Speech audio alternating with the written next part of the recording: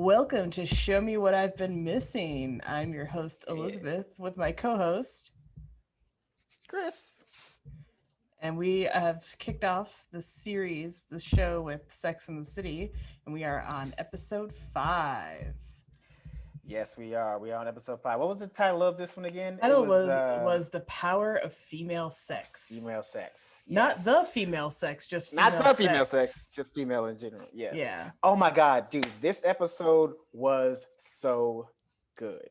It was I so good. forgot I loved it so much.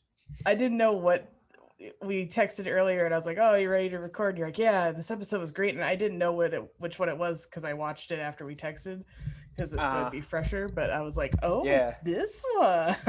It's good, right? Like Yeah. it's definitely so far, and this is episode 5, and I so far it's my favorite episode. Okay.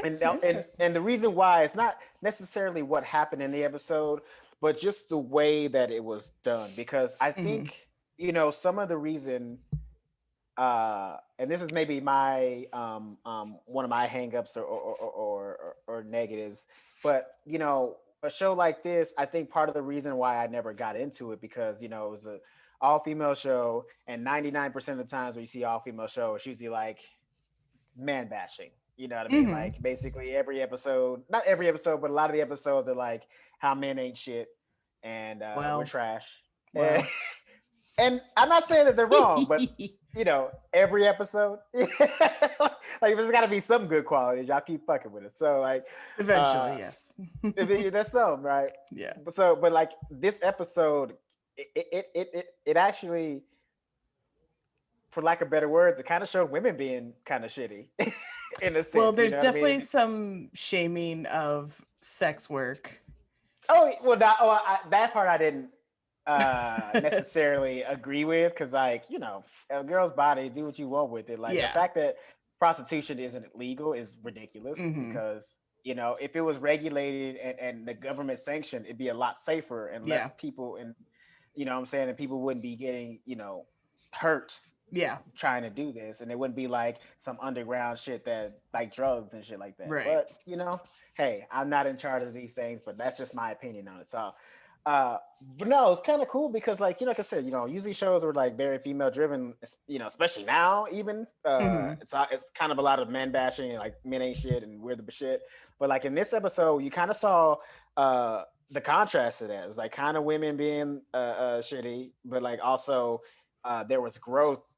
And like a choice made by Carrie in this show to not be a part of that lifestyle, that gold digging. I wanted to only date rich guys and be around rich people and live this extravagant life, like that thing. And that was really cool because if it was Samantha, I feel like forget about it. You know what I'm saying? Like she would have taken that ball and ran all the way through the court.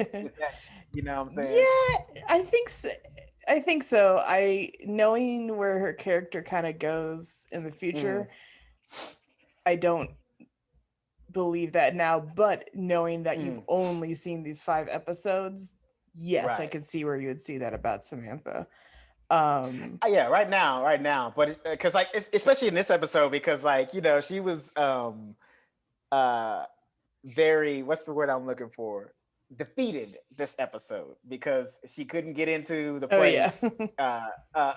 Balzac was it? Balzac, yeah, like the French Balzac. So she couldn't get into the restaurant, and like she was, she considers herself one of the it people of New York, one of the it girls, and like the fact that she was kind of downgraded to just like everybody else in New York, you could tell that really affected her in a lot of ways, and it was cool to see kind of that contrast between her and Carrie during this episode. And who was thriving and who was like maturing and things of that nature. And I could see Samantha wanting to get involved in whatever sort of very high-end sex work thing that Italian friend was part of, because that was definitely like top tier situation. But I literally, it took me to the end of the episode to realize that like Carrie's Italian friend basically kind of pimped her. A little, yeah. Little bit of a pimp, that kind of pimped her. Yeah. You know, like, I mean, she was like, hey, meet my French friend who's an architect and successful. And then, like, they I'll hook spend the up day and he with leaves him. $1,000. Yeah. Yeah.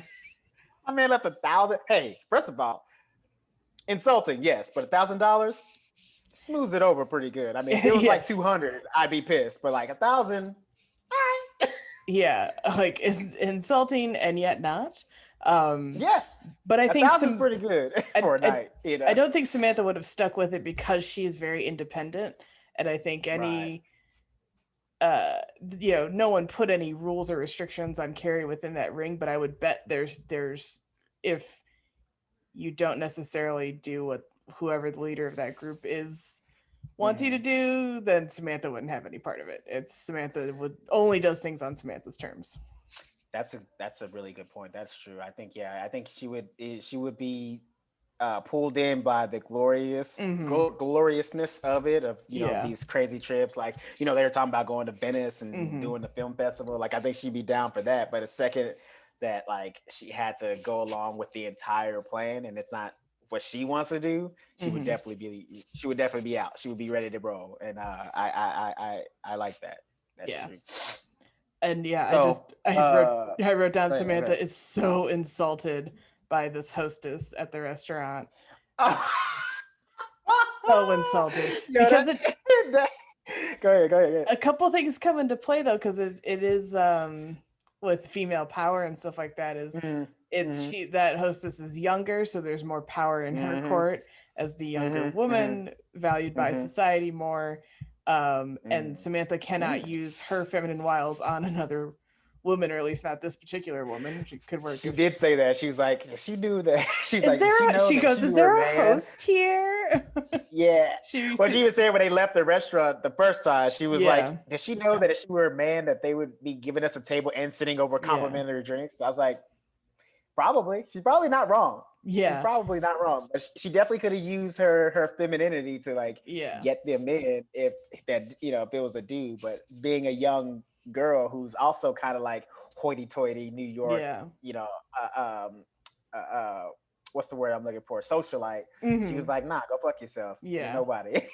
But what I find fascinating is what gets them in the restaurant at the end is female power of a different kind, of female power of kindness and supporting your fellow woman by giving her the tampon she needs. Yes, not trying to compete, not trying to be better than, not trying to be, suit your power, but just a kind, supportive gesture got them in. I fucking loved that moment so much. That was like literally, I when I watched the episode, I was like, oh, that's so good. That moment right there.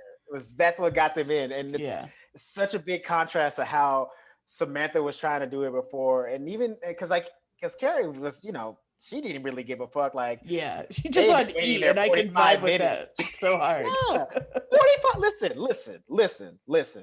I've been to a lot of restaurants, and some of them have been incredible. Don't get me wrong, but ain't no motherfucking way I'm waiting 45 minutes to eat somewhere. Like, no, the only way I'm waiting is if this is a very special place, like if this is where I met the love of my life and this is where we went on like our first date and it's our anniversary and we have to eat there tonight because that's our like thing. And I'm talking like this got to be like 10 years in. If this is like year number 1, fuck it, we ain't eating that shit. Yeah. I'm not waiting 45 minutes to get a table at anywhere. There's no food out there that's that good to make me wait. I wrote down, I don't wait in line for shit, or like I barely did before, and I certainly don't now. I'm not any like brunch spot or anything. Like I don't care. I don't care how good it is. I'm not waiting around. I got other stuff to do. Hell no. Yeah, and Samantha had her. I wrote down she had a Karen moment at the. She did. At the hostess table.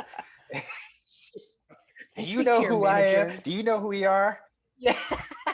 We're both. So she's like, the funny was that she was a little bit humble in her complaint, because she was like, we're both kind of somebody's. That's what she said. She didn't say we're both somebody. She's like, I'm kind of somebody, and that girl over there is kind of somebody. And I was like, okay. Yeah. She was still kind of humble in that. I think the only reason why is because like she was probably a little bit weak in that moment because she was hungry. She's just and desperate. she's just like, just let me in. I just want to eat. What do you call it? Sorry, I wanted to type in one thing while we're. No, do your thing. Okay, it's because I was gonna make note of, hey, it's 1998, in case you forgot, because the three most powerful women in New York in the little opening monologue are, where'd they go? Tina Brown, who was like a magazine editor, and looks like for Vanity Fair. I looked up all this other stuff, which I'll get to in a minute, but that was like the one name I forgot to Google. So Tina Brown, Diane Sawyer, and Rosie O'Donnell. Wow. Hey, it's 1998. It's a different time. Oh yeah, because that was still when Rosie O'Donnell had her talk show, correct? Yeah. Okay. And she loved Tom Cruise. And it was huge. Yeah, it was a huge talk show too. It was huge. It was like just under Oprah in ratings, which is crazy. So I also wrote down, oh man, you got to talk about it. You know I want to talk about it. You know who I want to talk about, and is it our girl Charlotte or your boy Skipper? Oh, my man Skipper. I feel very bad about what I said in the first episode about Skipper. Although he's in too deep. He's got like I was like, I wrote down, Miranda, you clearly don't like him. Just dump him already. That's my thing, and here's the thing. Hella using him. Oh, dude. And Skipper is like, I don't know what the equivalent of dickmatized is, but he is. Pussy whip. That's what it is. Thank you. Yeah, that's it. Pussy whip. That's exactly. But that's the thing too, is like I've been in a relationship like this, not in a way that Skipper's doing it. I haven't behaved like him, you know what I'm saying? But like I definitely have been in a relationship where I know deep down that the girl is only using me to like occupy her time, or like as a distraction from like something else and things of that nature. But like, man, like I've never, it wasn't to the point where like, you know, I was obsessed with the girl, but like I definitely knew better. And the thing is too, is like, I think that he knows better, but he just won't let it go. Yeah, he's you know what I mean? Like I think he feels like this is his best option, and I just feel bad for the guy. And it pisses me off because I like Miranda so much because of who she is, but this seems so out of pocket for her because she seems so direct and straightforward and knows what she wants and doesn't take any bullshit. And this kind of leading him on and kind of using him action. It's just so out of character for her. It's making me not like her right now because how she's doing them. And like, she has to be aware that this is a shitty situation. You know what I mean? Like she has to be aware that like what she's doing isn't cool, but she won't stop. You know what I mean? Yeah. Is this simping? Is this what simping is? I don't know. Yeah, in a sense, but how do you do, fellow teens? It's a little bit more pathetic than Skip, but he's right there. He's right on the line. He's towing the line of like simping. How much more pathetic is it? Because it's pretty bad. It's not great. Simping is like when literally, okay, because right now he's just pussy whip. You know what I'm saying? But like when you simping, you're like obsessed. Like you're literally like at her door, any beck and call, buying her gifts, like you're paying for everything, you're doing whatever, like you're letting her go out, do whatever, you know, ignore you, be with other dudes, not give a fuck, like put it in your face. Like simping is like when she's just doing you completely dirty and you don't do anything about it. At least right now he's like kind of thinking about he's aware. Like, he's aware of it. When you a simp, you are not aware of it at all. You just head over heels, can't see she could do no wrong in your eyes. Even if she like shot you in the face, you'd be like, you know. It's just Miranda. That's what she does. That's what she does. She shoots people in the face. I love her.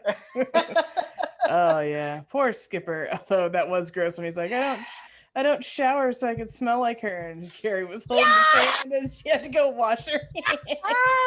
So gross. But okay, that is gross. But here's the thing. All right. In his defense, sometimes if it's that good, you kind of want it to linger a little bit. Oh, it's sure. Like, just don't go touching other people's hands. Right. That's it. Like, here's the thing. It's only okay to do that if you staying at home for the rest of the day. Like, you ain't going nowhere and you ain't about to be around people or nothing like that. It's cool. It's still a little gross. Don't get me wrong. You're definitely supposed to take a shower or clean up after sex anytime. Yes. But if you ain't going nowhere and you wanted to linger a little bit, because sometimes it's like just a good reminder. It's like, hey, oh yeah, that was a thing. It's nice. But it is gross. But I was saying it can be nice. Yeah, it can be nice. It can be nice, but like, as I said, the rule is you can't be going anywhere or being around people for the rest of the day. That's like you privately, you're enjoying that. If you out like going shopping after that, you nasty. Yeah. Yeah, but my man, I just feel bad for him because, I mean, that's what I'm saying. Like, that's the thing about Miranda. So out of pocket for her. She's doing this guy dirty. She's stringing him along. Like, and the thing is, I feel like I'm more upset about it because I know it would be easy for her to just do it like that. Like, she would move on and be fine and go on and, rip the Band-Aid. Yes, he'd be hurt, but like, I feel like in general, she wouldn't be affected by this kind of thing. So I don't understand why she's keeping him around. I don't get it. You know what I mean? Because like, even when he came to pick her up, he like came to pick her up early. She was annoyed by it. And like, when she turned around to leave the apartment, he was standing there and, she almost bumped into him and she just seemed annoyed. So she seems like she just like hates his guts, but like, she still went with him. I guess he's got that good D too or something. That's well, okay, but this is kind of going back to episodes we talked about before. These people live in this big city and they get lonely. So I'm assuming the only reason why she's keeping him around so she isn't alone, because like right now she's kind of not really dating anybody else. Like the episode before, she was kind of dating around or still a little bit. She was dating before it was like the modelizer dude or number she got on dates with, she was dating. She was, she was out there still. Yeah, but yeah. I guess right now she's kind of not out there, so it's like a convenience thing. But it's like, fuck, dude. Like, I get it, you're lonely and this is convenient, but you got to do the right thing. You're better than that, Miranda. You're better than that, and that's what's upsetting me about it. But that's what makes the show good, is because they're like legitimately flawed, and not in the way of like, they're too, because when women characters are written, they're written to be too perfect, or the flaws aren't too bad, at least right. I'm talking like ages ago, but as we finally get into this time period and going forward, there are like interesting dynamic women characters who are strong, not in the physical sense, but it is a strongly written character. That's always the joke. People are like, a strong female character must mean she physically does things. It's like, no, a strong lead is a character that is well defined, well rounded, with pros and cons to them, things like that. Right. Doesn't have to act like a dude to be a strong female lead.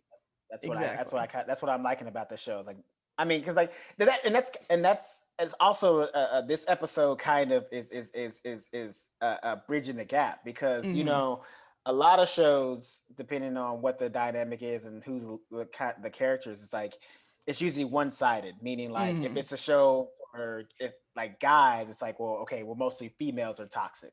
Right. And if it's a show for women, then mostly men are toxic. But this show is bridging the gap. It's like, look, we're kind of toxic too. You know what I mean? Like, if there's, first episode was like toxic men, and then the next episode was like some toxic shit women were doing, and it just it keeps going back and forth. And I love that they're bridging the gap that way, because it doesn't alienate a certain audience. It lets people know that, hey, listen, across the board, there is no, oh, men ain't shit or women ain't shit.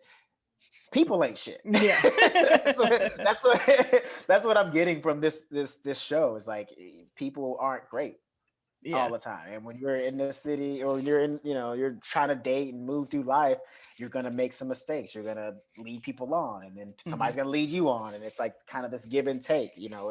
This karma kind of Yeah. thing going on. But yeah, I look, man, Skip is he's borderline simping, but he ain't there yet. But I think he's gonna get there if Miranda doesn't like Mhm. step up and just let this man go, because she really should, because I Yeah. know he's a good dude, and like I I don't know. I mean, I'm speaking with a little bit of bias because as far as I know, Mhm. um, I feel like I haven't done this to anybody before. Mhm. So, Yeah. um, I could have and not been aware of it because they never made me aware of it, and Mhm. it's totally possible. I'm not gonna sit there and say that I'm innocent in the back, but I haven't before. So it's like it hurts me to see that, because I know I've at least been Skipper in a relationship like this before, Yeah. where I know that I was just there for comfort. I mean, low key, almost my relationship was kind of like that. You know what I Oh, mean? okay. Like, not really like necessarily like I was, we were together, but Mhm. like in the end, it, you could tell that after we parted ways, all this stuff came out, but basically it just let me know that, hey, we were just comforting. Mhm. Mhm. So that's why it hurts a little bit more for my man Skip, because I'm like, damn, bro, get out of it now. Like, you got to, like, because there's the thing too, is like, if if he keeps leaving it up to Miranda to do it instead of him doing it, he's gonna get hurt more, Yeah. because Yeah. he already knows that it's there. He already knows that it's true. But when she says it, that's gonna hurt the most. It's because then it makes it real. Right now, it's just kind of a figment of his imagination. He's just kind of thinking like, like maybe we'll figure it out. She'll just fall in love with me after a few more sessions of this D. Ain't gonna happen, bro. Sorry, bud. Not. Yeah, once you're in that category, That's not your journey. you're that's it. That's it, brother. So Yeah. It's knowing how I know Miranda ends up as well. This is sort of in hard to watch. character, and Okay. but a less appealing version of her, Mm. if that makes sense. Mm-hmm. Because she can be Right very, now. yeah.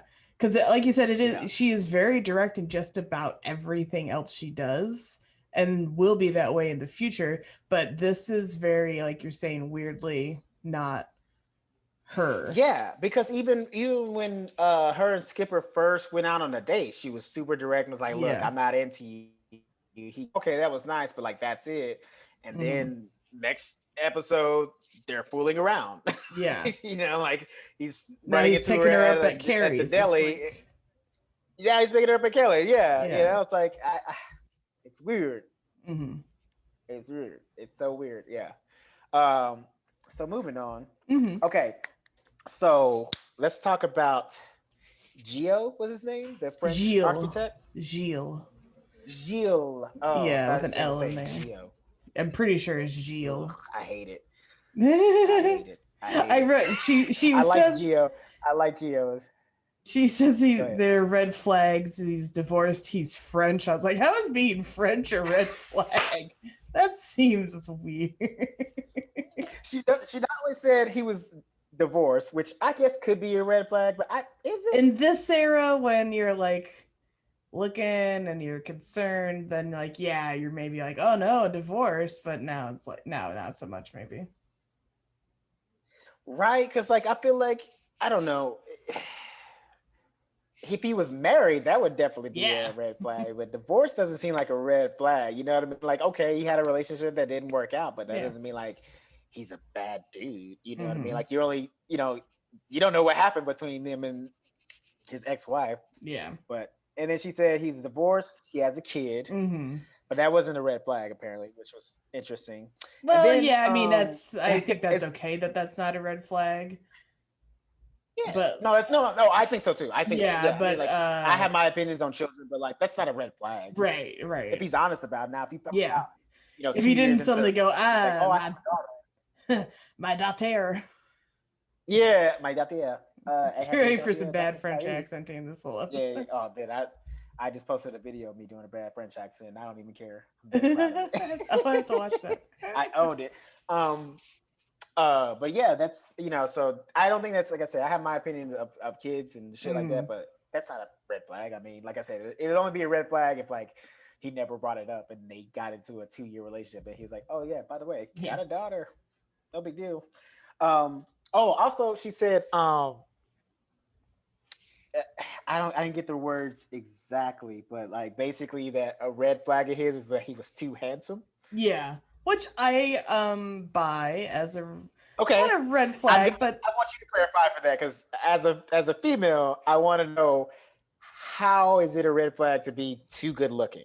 Sometimes if maybe you are not 100% confident in your looks and you are being hit on by someone who is very good looking, then you are like, what are you doing? Now that's sad that you think that way, but also like look, I've been on Bumble and there have been like really handsome dudes that they're like, you match with them. I'm like, oh really? On what grounds?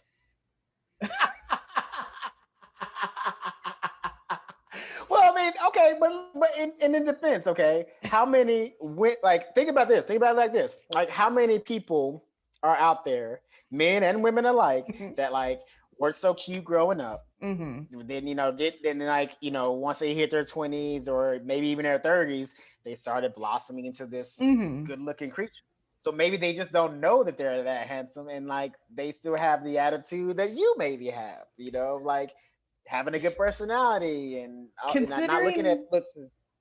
Considering the circle he runs in and how he met her, he knows he's good looking. That's fair. You got me. He knows. He's aware. Yeah, that's a good point. Yep.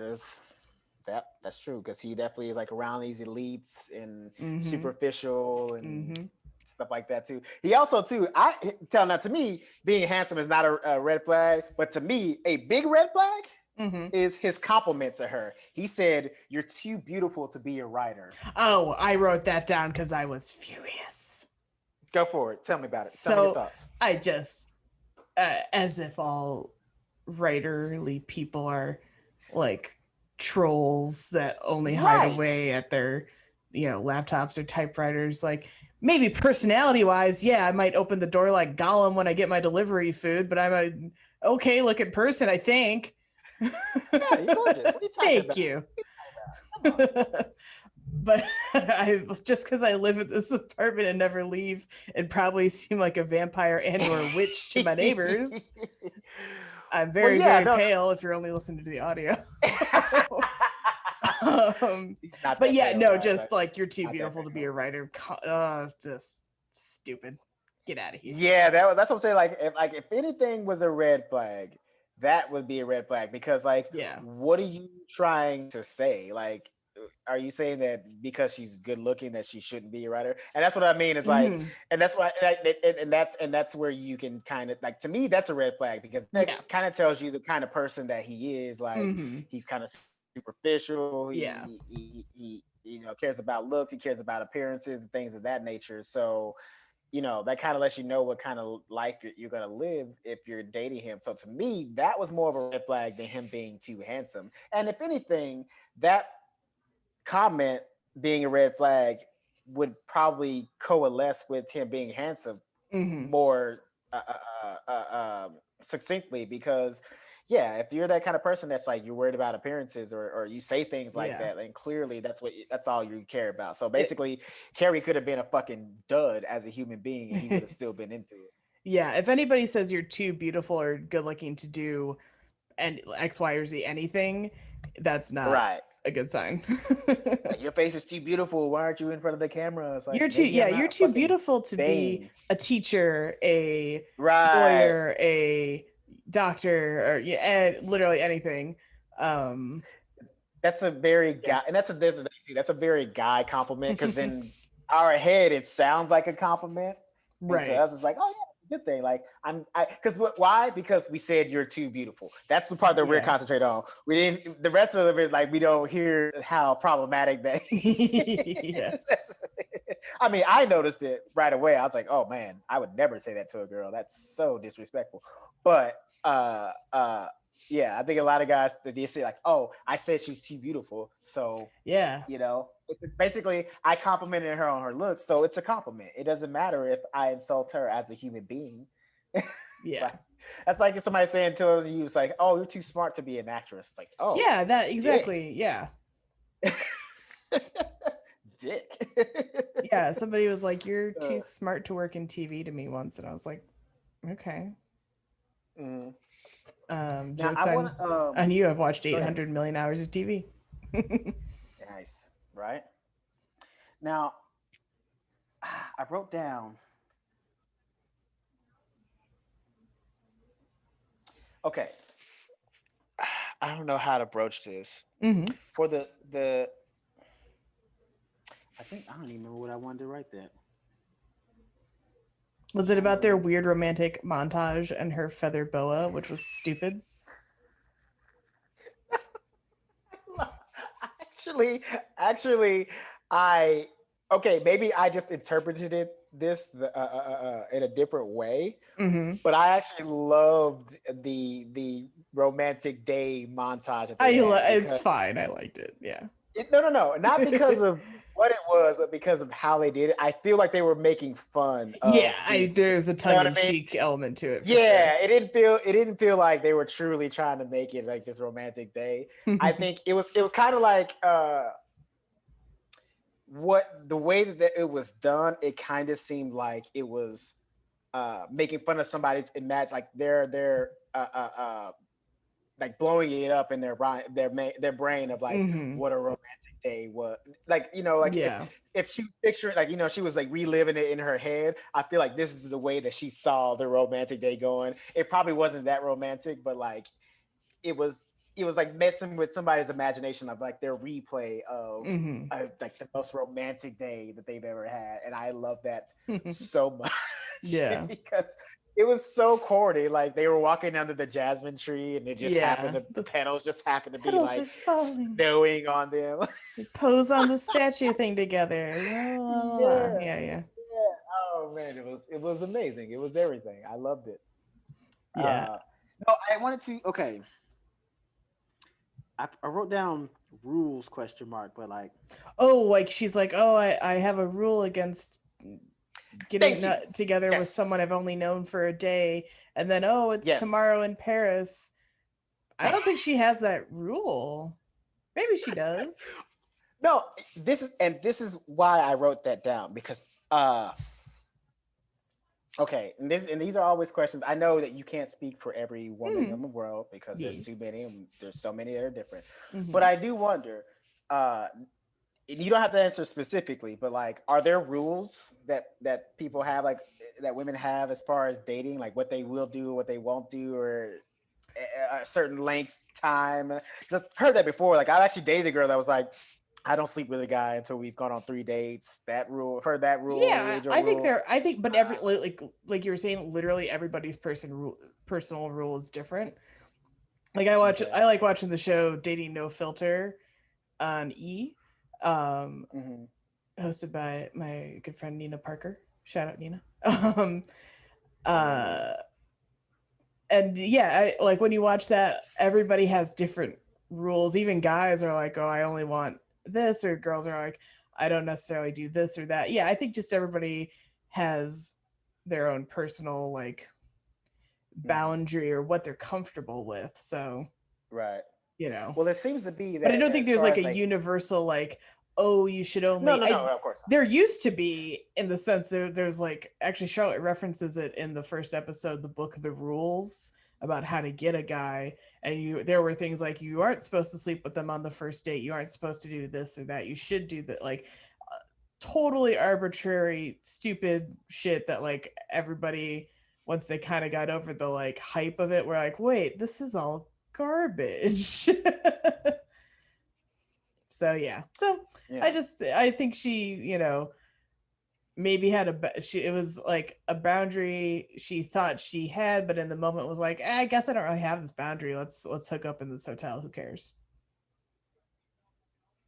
Interesting. Yeah, because I don't know. At least as far as TV and like movies go, it seems that everybody's dating rule always kind of centers around sex and like Yeah. Oh who, yeah, like for what kind sure. of person they won't sleep with, or like Mm-hmm.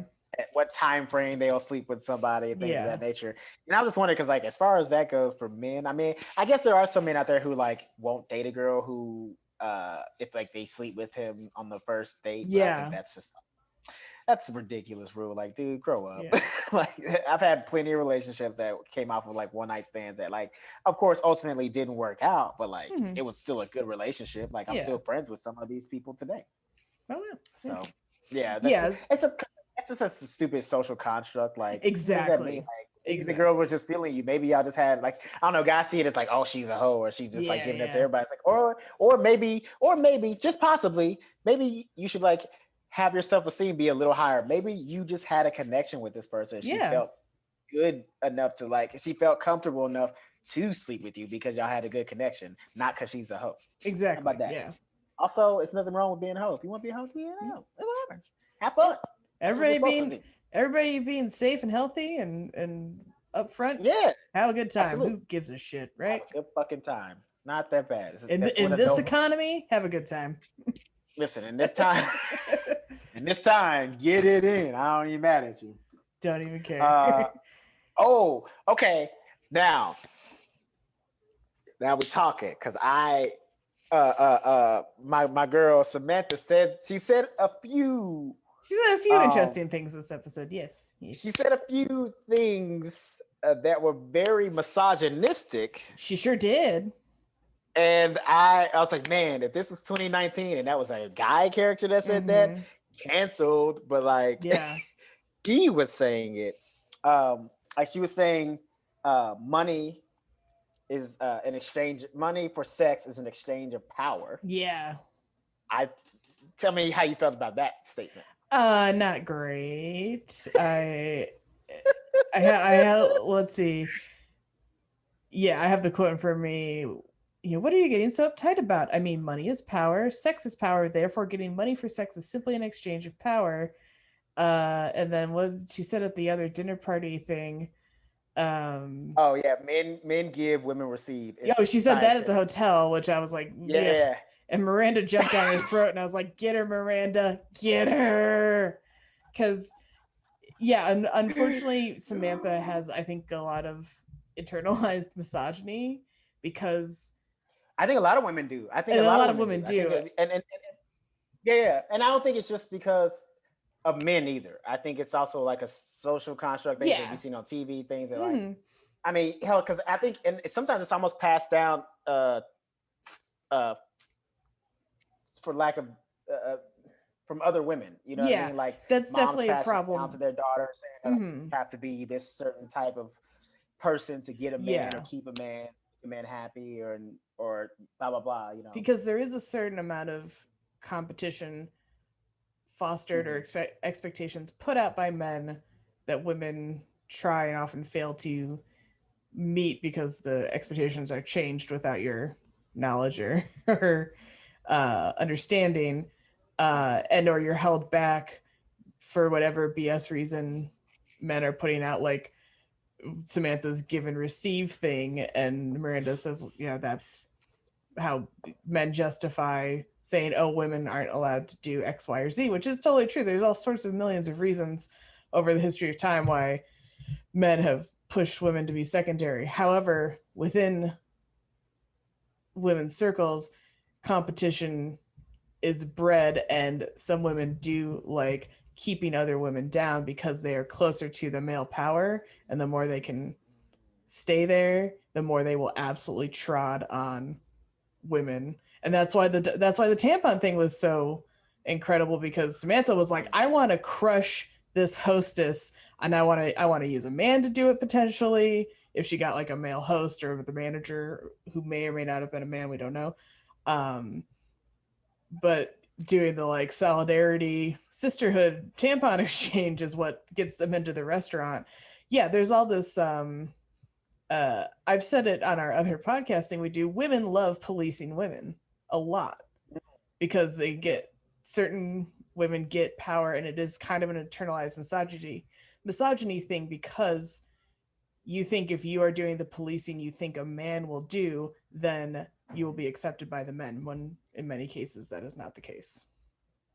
Interesting. Mm-hmm. That's why I wanted to get your take on it Yeah. because, uh, of course, I have friends that are female and things of that nature, and I've talked about these things before, but never in a way that makes it clear like that, because it's usually like, oh, it's our fault.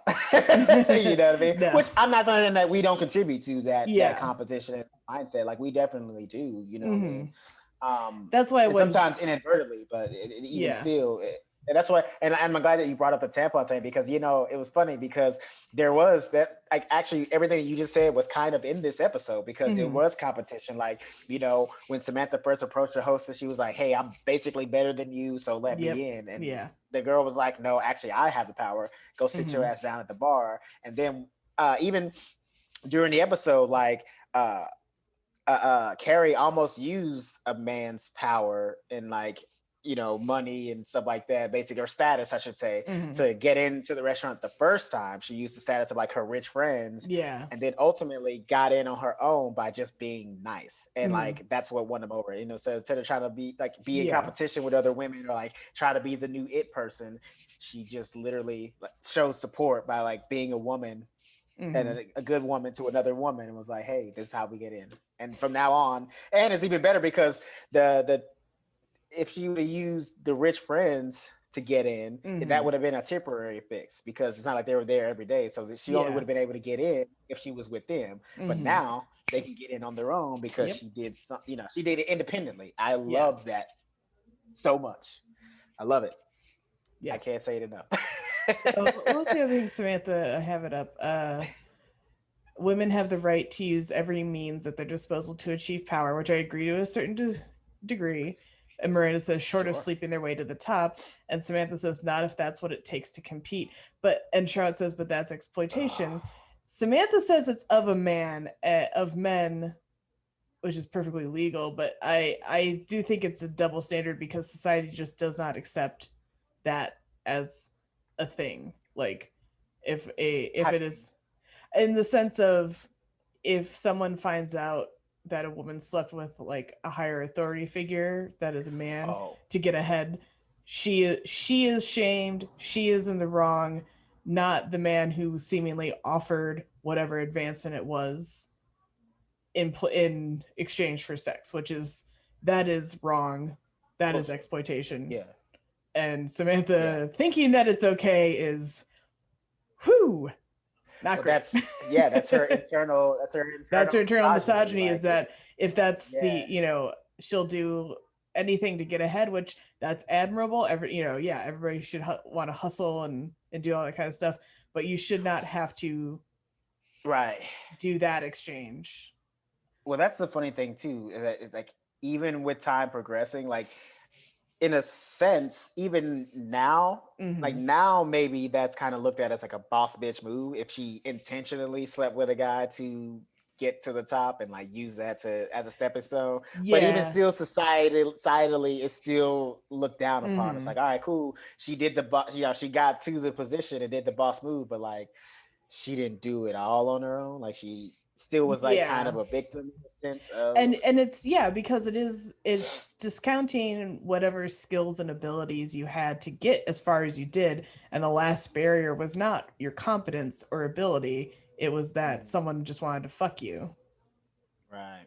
And even if you're good at the job, that's all that badge that you gotta work. Yeah, that's all. And even if you do get the job because you had sex with the person, that was all that got you there, though, was not your actual ability, and that is damaging to a person, and whether they realize it or not. Yeah.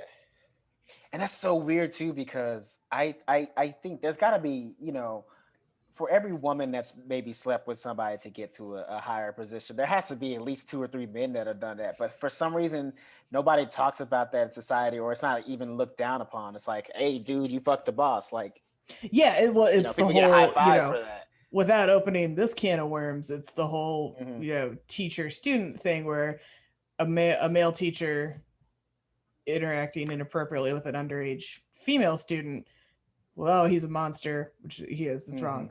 But a Yeah. female teacher, it's like, oh, nice, bro. Like you hooked up with an older lady, a lady in charge. It's like Right. that's an approved fantasy. Where it's like, no, that's just as damaging for the boy involved in Right. that situation, and we, you know, should not Kind of be glorify it. Yeah. romanticizing or glorifying it in any way because that's bad. Yeah. I mean, yeah. That's crazy. Yeah. That's But weird. That's there's what I'm been saying. That's why it's tons weird. of jokes. I was just looking at something about The Office, and like Dwight's babysitter comes as his date to something, and he says, "Oh, it's purely carnal. You know, it's an older woman who's with him. But if she was his Right. babysitter, you know, come on, like that's not great. I mean, Right. but that's still treated Yeah. as a joke. Like at the end of the day. Oh, sorry, I'm adjusting my. Now, just not to steer away from the topic too much, but like Yeah. I want to know now on that situation though, like okay, let's say you're the student and you and the teacher kind of have a thing, but nothing ever happens. But then like you graduate and then y'all meet up later, like let's say 5 years after you graduate and start a relationship. Is that fucked up, or is that still kind of is That's that like a gray area?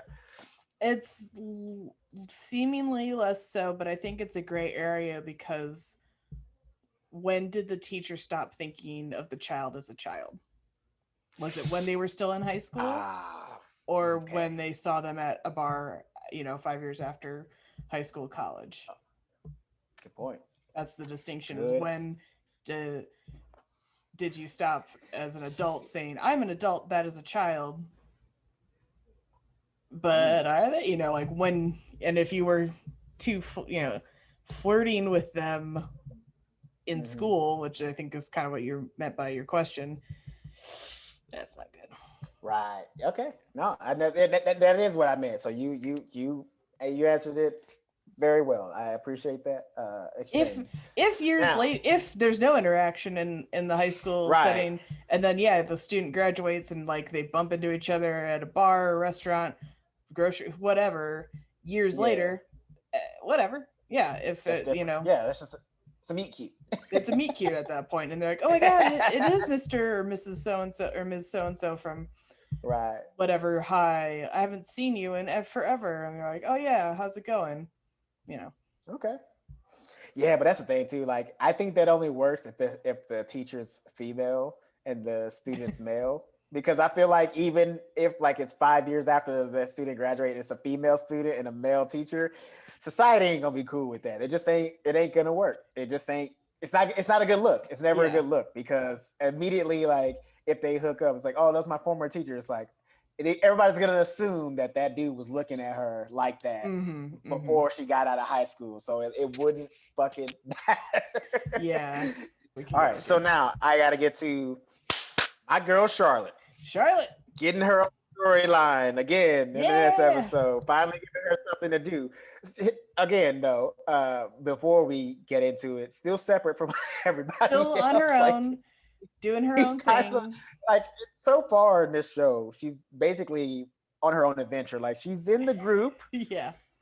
She's there when they're having these lovely exchanges when they're in a group setting, but like Mm-hmm. still her life is kind of separate from theirs, which is Because very interesting. I I feel made like the it's note based on our discussion that I was like, why isn't mm, she at the hotel with Carrie discussing the money situation? And then they did yeah, show her off doing her own thing. I was like, oh, okay, it's because she's she's got this off. other She's appointment. off. But I just thought they just didn't Yeah. invite her. But I also think, well, this Charlotte's a little more liberated than I feel like she will become. So Mm, I feel like, but the Charlotte I was thinking of, I feel like would have in judged Charlotte. the money situation with Oh Gilles yeah, she leaving her. wouldn't. The money would have been. I mean, this No, one no. still would have, for sure, but I feel Oh like yeah. the future Charlotte would have been harsher, No, I especially think this show based on what definitely Charlotte agrees to in this episode. right. Yeah, yeah, yeah. I think Charlotte would have definitely disagreed with a lot of what Samantha was saying Mm-hmm. about the money exchange. Money and sex as an exchange of power, and like Yeah. men are meant to give and women receive. Like that's Mm-hmm. yeah, yeah, yeah, yeah. Yeah, I think she would have had a lot to say about that and not agreed. To a But degree, but so, Charlotte is very old but school in a way yeah, yeah, yeah. that they will show more She of. is, but she's old school in the way that a woman, not a woman, excuse me, she's old school in the values, not Yeah. in the thinking. So she Okay. Yeah, I wouldn't, see what you she's not a mean. misogynistic. She likes the idea of like a happy home and like Yeah. being a wife and being a mother and all that stuff, but like she wouldn't downgrade herself to get that. Like, Yes, you know what I mean? correct. Like she, like I feel like if Samantha right Like now, as we're she seeing didn't want to her, do up the butt because she was like, you don't marry the up the butt person. She right? didn't necessarily frown on the act itself, but No, just the no, concept of doing it before she had locked down the guy. exactly. Yeah. Exactly. That's it. Yeah. So man, that's what I mean. Like I don't think she, like I said, she it wouldn't have been like she, like I'm saying, I don't think she would agree with what Samantha was saying because like Yeah. it degrades the woman having Yes. that kind of mindset. So Yeah. she wants the marriage and the kids and everything, but she doesn't want to be degraded to get to it. Yeah. So that's kind of the cool point. But she did have a little adventure with the artist. artist. What was his name? Oh, I did. Yeah, of all the things I Uh, wrote down, I did not write that down. Oh shucks. Doesn't matter. He was Yeah. cool. He very eccentric, not a murderer like Barkley. Barkley on the Clearly had like, loose. yeah, he had a cool idea. He was a good artist. I loved his Had little wife. a crazy down to earth wife. She was like, I bet she has a beautiful cunt. Whoa, easy. When she said that, I was like, man. I was like, oh, you know, she reminded me, I wrote down, she reminded me of the mom in Ace Ventura, Ray Finkel's mom, where she comes in with the cookies. She's like, Ray Finkel should die of gonorrhea, or not Ray Finkel, Dan Marino should die of gonorrhea in rotten hell. Oh yeah, she puts the cookies down. Footballs. Laces out. Laces out. Yeah. Well, I love that part too, just because like it low-key kind of showed why Ray Finkel was kind of crazy because both his parents were a little bit nuts. So it's like it was kind of inherited. He was just gonna, you know, if it wasn't football, something else would have pushed him there. No, but I love that. And okay, the thing about it though, the dude, great concept, great inspiration. Mm-hmm. Terrible art name. yeah, it's an aggressive art name. I don't hate the word. I know a lot of people do. No, I don't hate it, but it's aggressive. I actually realized I should put a little warning on the front that we will be saying it. Oops. Who cares? This is an adult podcast. I've marked this as explicit on everything we loaded on. And if you watch Sex in the City, you know, come on. But I forgot because it doesn't surprisingly come up as often as you might think. Mm-hmm. The word cunt. It doesn't seem to come up on the show as much as you might think, but this episode it did. It sure did this episode. And I'm just impressed that Charlotte was willing to sit for the painting. Because I don't know. Well, you know what? I take that back. I feel like there's other moments where she gets a little liberated in a sense. I'm actually right there with you. I was surprised that she was down for it because she definitely didn't seem like she was down for it when he brought it up and was like, hey, do you want to be a model for me? She was very taken aback from it. But I also think that like, because he also kind of gave, at least in my eyes, he kind of gave a great presentation. Like he was saying that like, there's, you know, there's beauty, there's literally like the key to life is in there. Yeah. So he's saying these really amazing things about vaginas, which are all true.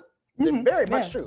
I did not disagree with anything he said. But then instead of saying like this comes from a beautiful vagina, he said cunt. Yeah. It's kind of destroyed all the great things he said by saying cunt.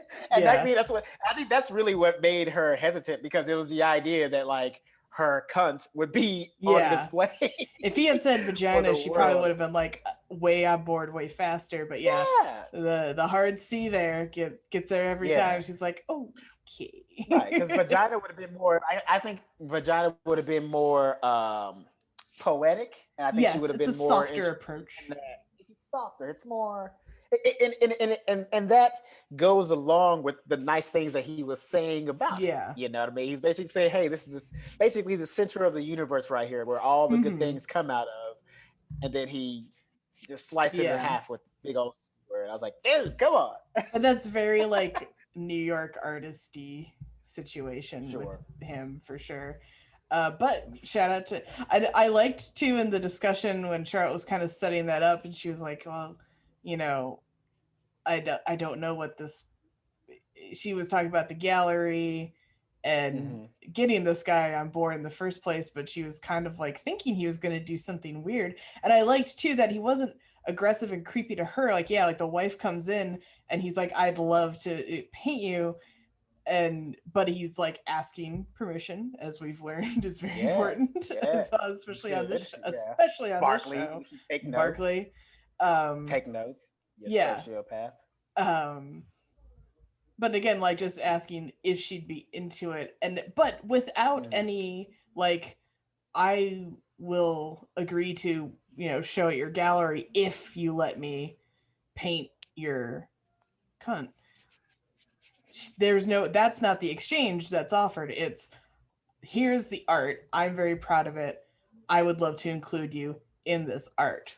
Right. And then she's able to Right. get it at the gallery, so it's not a imbalanced power transaction so Mm-hmm. much, which is what she was worried it was going to be initially. And I loved Miranda was like, "I'm a lawyer, call me if anything goes wrong, we'll sue the hell out of him." I was like, yes, Miranda is a Me Too lawyer in 1998, she's here for it.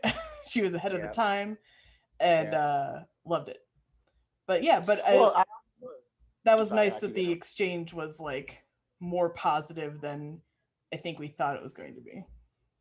Well, I mean, it's also too. I kind of liked it because Charlotte kind of had more situational awareness than Carrie did when Yeah. she went into an artist's home. You know Yeah, what I she mean? did. Like this motherfucker was clearly murdering these models, and Clearly. like Clearly. like Berkeley was killing people. I don't give a fuck what they say. I don't give a fuck if they said that one of them went on to do walkways and Barkley is or lying. catwalks in fucking Europe. You're liar. Yeah. You killed her. She's in the Hudson somewhere. You liar. Yeah. But at least with Charlotte, she was like aware of the situation. She was feeling the tension. Now she did misjudge said artist, Mm-hmm. but Right. at least she had the wherewithal to like be conscious. Like Mm-hmm. she's going out to this guy's farm, way the fuck out there alone. Like she lets her friends know that she's being Yeah. around this. So if something goes wrong, hey, you know where the fuck I am. And it didn't Always hurt that tell like he someone where had you're this. going to be. I always tell. Always tell. And it didn't hurt that like he had this like cute little, I loved wife his that wife. went with her. Like she was That lemonade adorable. looked great. That lemonade she It brought out did. looked so It looked refreshing. good as fuck. Yeah. I got thirsty looking That at it. shit And I look was good. like, "Oh man, Hell that yeah. looks really That good." shit look good. um, Yeah, that shit look real good. yeah, and I don't know enough about art to know if he is like a specific reference to somebody in particular. I wish I did.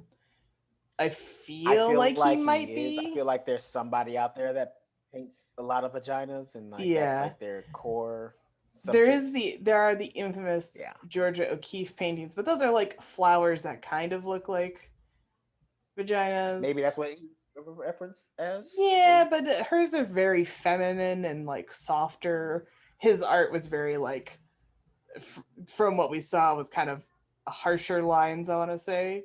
Mm, okay. Um, bolder colors. Oh, But that's definitely, off of a definitely. very cursory knowledge of Georgia O'Keeffe paintings, which everyone always Okay. makes fun of, but they're good. I mean, she's really talented. Like, and Yeah, yeah. I and she mean, did she wouldn't be more who than she the is. flower stuff, which everybody has to kind of get over. Right. Okay. He did I mean, more.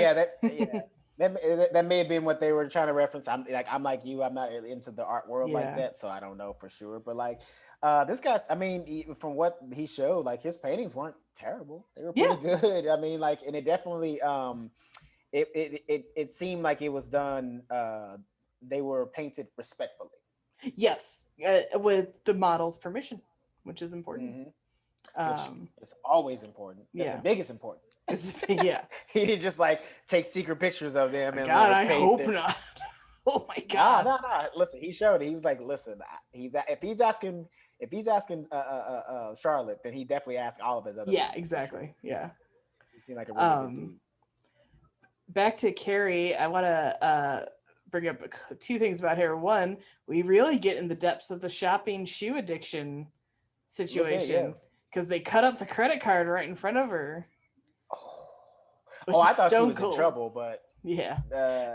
but damn, I thought that was like a little that was just a joke, right? That they cut her credit card up, but she really You mean, yeah, it's a joke, which I've seen them do it in okay. TV and movies before, but No, not in real life. I'm talking about like within the show. It was a joke, right? Like it wasn't her real credit card, was it? oh Because no, a friend came out right after. that was the joke. The joke was that was her real credit card. The company said cut it up because she owes too much on it. Like she's probably over the limit. And then the Italian friend, uh, Amelita, right? Is that her name? Yes. Amelita comes in with her flavor of the weeks, Amex Black card. Okay. Yeah. Gotcha. Yeah. Okay, I didn't Because see that Amelita part. I offers, thought it was her that no, did it. Like, she Amelita was, like, telling the buys cashier. the shoes The for shoe. her, the Dolce and Gabbana shoes. Mhm. So yeah, this is your first big hint that Carrie is terrible with money. Which is very interesting. Last episode, she got the shoes and was enjoying like the Manolos and kind of lightheartedly was like, "Oh, it's maybe too much," but these are like super expensive. She's over the credit card limit and is apparently her credit is probably so trash, and they'll get into that later.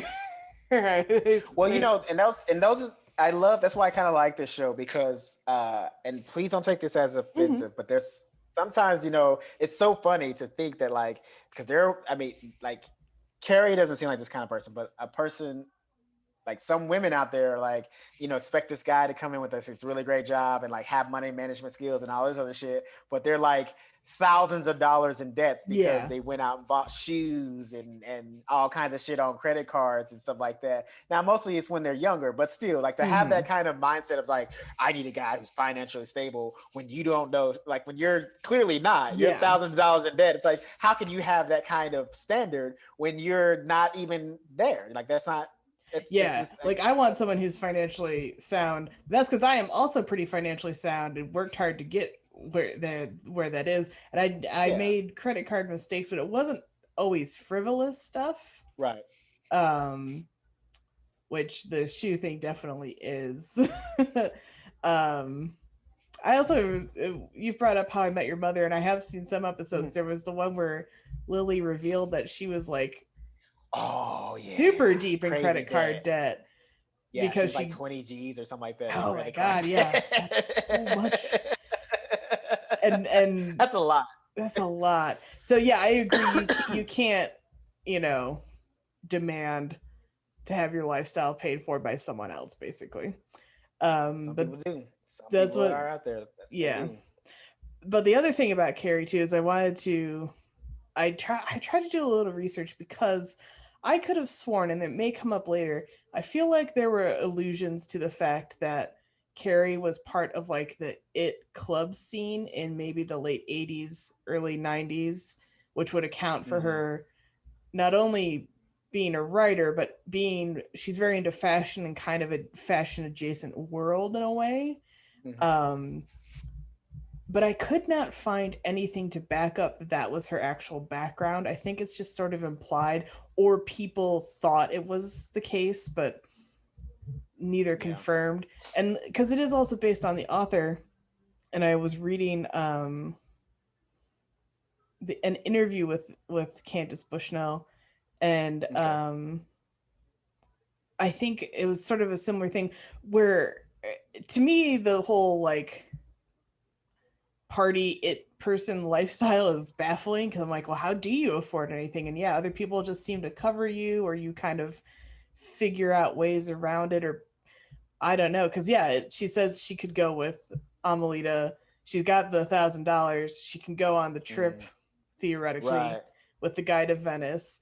He'd probably buy her something there. Maybe she'd meet another person. He might buy her like. And there are people like that who do kind of float through life, and they don't necessarily have their own money, but there's also the chance that they have like secret family money that they could always fall back on. That's not the case with Carrie, and we don't know what Amelita's situation is. They said she's a professional girlfriend. Which that's basically what she is. That's like, it's almost like your sugar baby, I guess. Yeah, a little bit. Which is a I thing mean, people yeah, do, and yeah. that's all one thing. So yeah, I just found the party club thing interesting because the 90s were very big on it girls. Like there's an article about, famous 90s it girls, where are they now? And that it's a lot of actresses like Chloe Sevigny or Mm. Kim Gordon, who was in which band was she in? Um I know what that is. Sonic Youth, I think. I'm gonna out myself as being a dork and not knowing. But or like even Rosario Dawson, because she grew up in New York and was in that kids movie about like kids in New Mm. York, and Kids, so yeah. kids obviously. There's someone called Rita Ackerman. Like the I just was kind of looking into this because I was curious to try to like find the Mhm. evidence, and the whole club, I don't know how it is now, certainly in New York, and obviously with the pandemic, who knows? But yeah, like late '80s or even before, like Studio 54 and Andy Warhol stuff led into late '80s and '90s stuff. There were these people called club kids. There's actually a movie called Party Monster about one of them. It kind of all came crashing to an end when two of them murdered a third guy. Oh, Um, yep, that'll do it. so that'll kind of ruin your party scene, and also Yep. sadly the AIDS epidemic had a big impact on people feeling comfortable partying and having a good time. Mm. And Rudy Giuliani cracked down on nightclubs. So that was a Is that whole right? thing, and look at him now. Mm. Well, Or don't. he looks like he's been through some clubs. Yeah, he's like Yeah. he's been through some shit. That motherfucker got the So I yeah. just I yeah, the potential, because Carrie is not only like just a writer, I also feel like she kind of goes to these things, and you'll see more of her going to clubs and openings, not only through her association with Samantha, but I think just because she is kind of a New York personality, not a big one, but if you're like in on the hip cool stuff, like, oh, that's Carrie, she writes for the column and she's always fabulous and she's here at the whatever. um yeah, so I just found that all fascinating. And now I'm gonna wonder if they actually address it and pay really close attention to the rest of the series. Yeah, no, that's I mean, and that's the thing too. I was talking about there are, people out there who are way in debt and expect somebody to come in financially stable and like Mm-hmm. basically help them out. But you know what? Carrie doesn't seem like that kind of person. Like she seems Yeah. like of course she's looking for a guy with a good job, I'm sure, like that, just Right. like anybody else. You definitely don't want like a bum ass dude or whatever. But Yeah. like she doesn't seem like she's waiting for some financial white knight to come along and save her. And clearly by the end of the episode, because she made a choice, an Yeah. active choice, not to sit with the rich people, like not to go Mm-hmm. with them and be a part of that. She was like, nope, I'm gonna go see my friends. I'm gonna go Yeah. hang out. Like I don't want no part of this. Like, yeah, the idea of it sounds great, and I can probably go on these adventures and have this, cool life. But she also, you can tell she kind of saw that as a life of no real substance. Like, yeah, you Yeah. can make all these great memories, but like, what else would you have after Mm-hmm. that? I You know think what I also mean? too, like Amelita, the closest thing I think people will relate to and understanding maybe who and what she does is Holly Golightly from Breakfast at Tiffany's, because Holly Golightly is a high end call girl, high end sex worker, basically. Okay. Um, oh yeah, I've oh never have you seen ever? this though. No, I've never Oh, seen Breakfast. gonna add it to But the write it list. down. Write it Gonna down. add I've it never to seen the it. list. That's John Hughes, right there. I know that. Is that John Breakfast at Hughes? Tiffany's? Yes. No, we're talking It's not. late 50s, bro. This was a classic. Really? Johnny Hughes and Oh, Breakfast at Tiffany's. he Are didn't you redo thinking it? of Breakfast Club? That's what I'm thinking. I never Okay, seen either okay. one. I've never I seen got either real one. worried. I never seen either one, so you can write that one down too. Oh wow. Oh wow, really? Yeah. Never seen Breakfast Club. I didn't see a lot of John Hughes films. I think the only one I've ever seen is Ferris Bueller. Okay. I They think. are good, but they And are what's the holding other up one? less and less over time. What's the other one where the girl walks out of the pool in a bikini and the dude Oh, gets caught Fast Times jerking at off? Ridgemont High. That's actually Cameron Crowe. It's Cameron Crowe. Okay, Yeah. I've seen that one. That's Yeah. but I've John never seen. Hughes are much more chaste than Okay, that movie. okay, Yeah, they're a lot. Teenagers still want sex in them really bad, but right. there's no like super sexy shots of people doing things that I recall It's off the just top more of my like head. the journey to get to the girl in his movies, Hmm. right? Yeah, Okay, gotcha, yeah. gotcha. And But yeah, how great the Chicago suburbs are. oh Yeah, yeah, no, that's Chicago's the other everything to big theme. him. But to be fair, Chicago is gorgeous. I've been there. It's a Oh very man, gorgeous city. I've Good ass had tons of food. family in Chicago. Yeah, no, It's it's amazing. It's amazing. And that skyline at night, yeah. mwah, you can't beat it.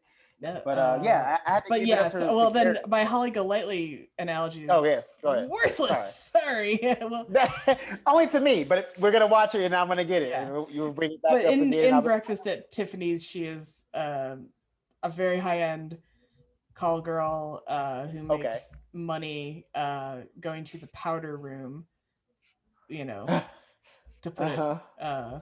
That's what they say in the movie, and Right, also, right, right. as it turns out, unintentionally working as a mob, not informant, but like a mob messenger between a jailed Okay.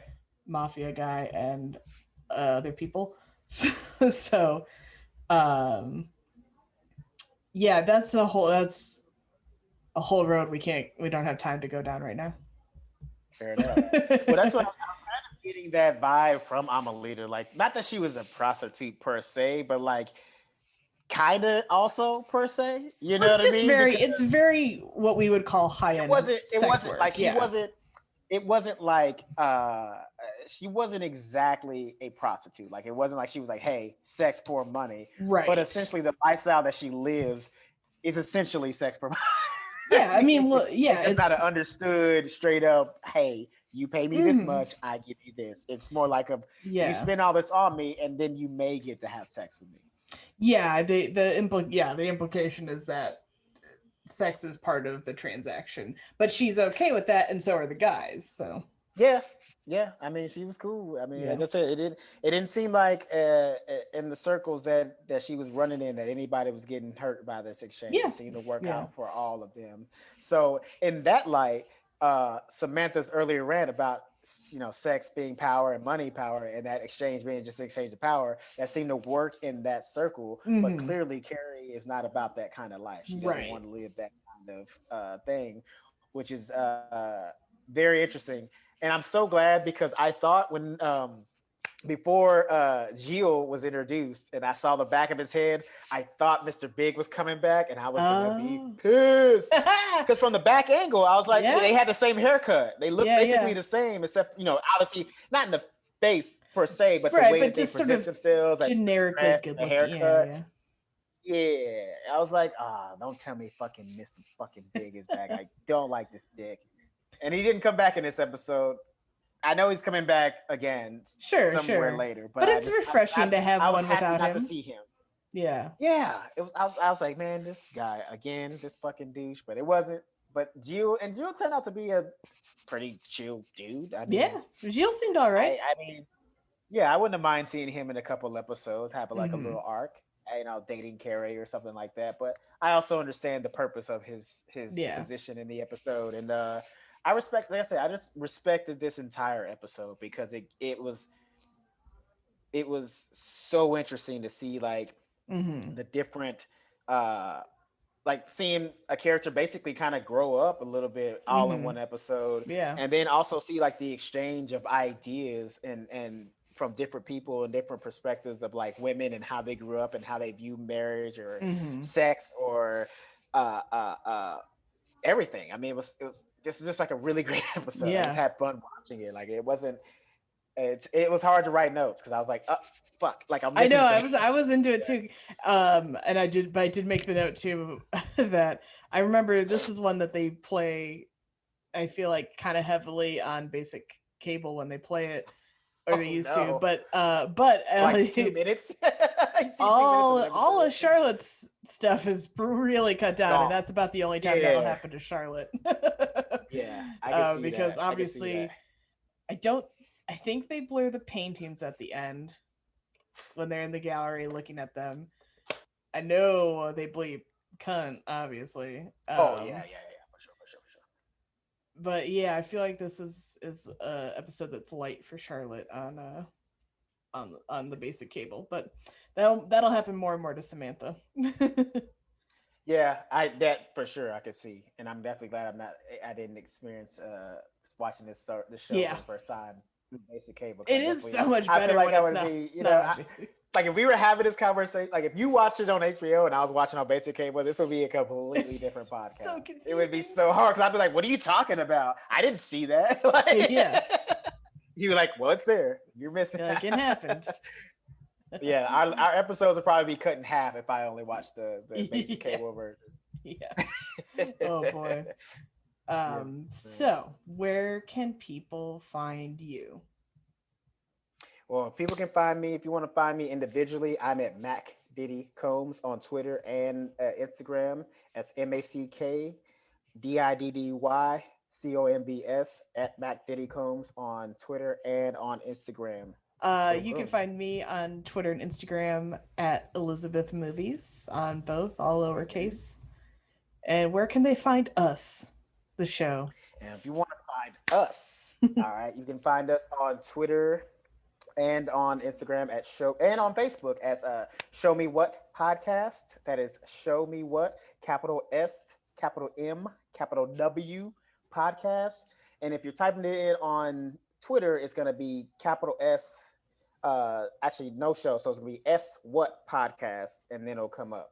So capital S, capital W, What Podcast, and you'll find us. But basically the same across all the board. Show Me What Podcast. And you can also find us on Spotify and YouTube at Show Me What I've Been Missing, the full title of the show, Yep.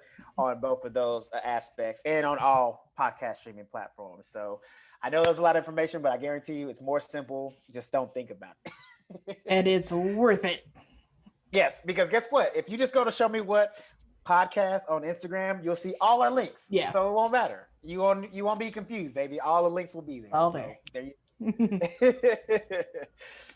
Yeah, baby. So And yeah, that's this was a good, yeah. yeah, this is a good episode. I'm glad you guys are tuned in and tune in for episode 6. Boom.